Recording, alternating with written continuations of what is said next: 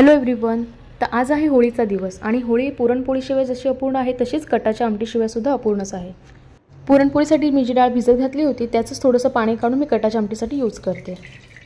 अर्धा किलो चणा डाळ मी स्वच्छ धुवून घेतली. त्यामध्ये पाणी, हळद आणि थोडंसं मीठ घालून कुकरला 4 शिट्ट्या काढल्या आणि छान अशी शिजवून घेतली. तुम्ही बघू शकता डाळ किती मस्त अशी मऊ शिजली आहे.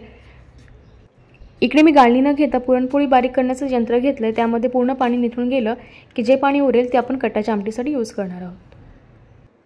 बऱ्यापैकी कटाच्या आमटीसाठी पाणी आपलं तयार झालेलं आहे. घरात आम्ही 2च जण आहेत त्यामुळे इतकं पाणी मला एकदम सफिशियंट वाटतं. जास्त आमटीसुद्धा नको आहे, इतकी भरपूर झाली. तुम्ही बघू शकता पाणी नितळतं. तर पूर्ण पाणी निथळून घेऊयात. अजून थोडा वेळ चाळण अशीच राहते. एकीकडे डाळीचं पाणी निथळते तोपर्यंत मी इकडे वाटणाची तयारी करते. वाटणासाठी मी तेलामध्ये कांदा छान भाजून घेतला आहे. कांदा चांगला लालसर भाजला गेला की त्यामध्ये मी घातला 1 टोमॅटो. तो सुद्धा छान परतून घ्यायचा आहे. कांदा टोमॅटो भाजून झाला की बाजूला करायचं आहे आणि ह्यामध्ये भाजायचं आहे सुकं खोबरं. मी सुक्या खोबऱ्याचा थोडासा किस घेतलेला आहे. कांदा, टोमॅटो आणि खोबरं व्यवस्थित छान भाजून झालं की आता ह्यामध्ये मी घालते स्वच्छ धुतलेली कोथिंबीर. वाटणामध्ये मी आलं लसूण घेतलेलं नाही कारण माझ्याकडे ऑलरेडी पेस्ट तयार आहे, तर मी पेस्ट यूज करणार आहे. तुमच्याकडे पेस्ट अवेलेबल नसेल तर तुम्ही वाटणामध्ये आलं लसूण घ्यायला अजिबात विसरू नका. एकीकडे मिक्सरला मी बारीक वाटून करून घेतलं. आता टोपामध्ये मी तेल घालते आणि आमटीला फोडणी द्यायला घेते. थोडंसं तेल घातलं, त्यामध्ये मी घातलं तेजपत्ता, थोडंसं जिरं, थोडी मोहरी आणि आता ह्यामध्ये घालायचं आपण तयार केलेलं वाटण.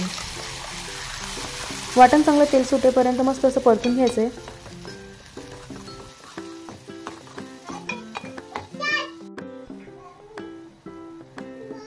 जसं मी तुम्हाला मगाशी सांगितलं, मी ह्यामध्ये ॲड करते आलं लसूणची पेस्ट. तुम्ही वाटण करताना आलं लसूण त्यामध्ये ॲड करू शकता, पण माझ्याकडे ऑलरेडी पेस्ट अवेलेबल होती सो मी पेस्ट यूज करते. सर्व मिश्रण छान एकत्र करून घ्यायचे.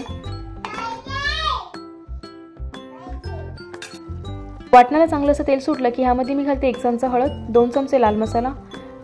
तिखट मसाला तुम्ही आपल्या आवडीनुसार कमी जास्त करू शकता. 1 चमचा धने पावडर घालते. सर्व छान एकत्र करून घेते.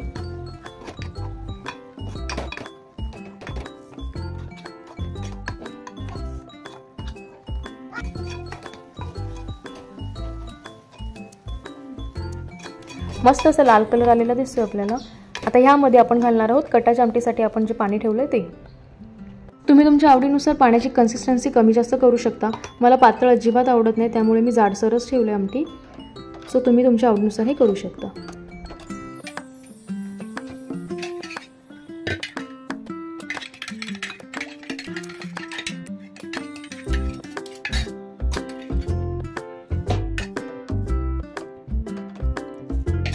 आता ह्यामध्ये मी चवीनुसार मीठ घालून आमटी छान अशी एकत्र करून घेतली.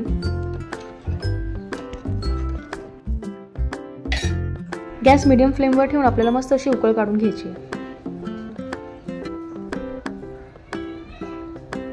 आमटीला चांगली अशी उकळ झाली की समजायचं आपली आमटी तयार झाली आहे. वरून मस्त कोथिंबीर घालायची आणि आपली कटाची आमटी खाण्यासाठी तयार आहे. आमटी इतकी सुंदर झाली. टेस्ट तर नाही केली पण घरभर इतका छान असा सुगंध येत होता, त्यावरून समजते की आमटी नक्कीच सुंदर झाली असणार.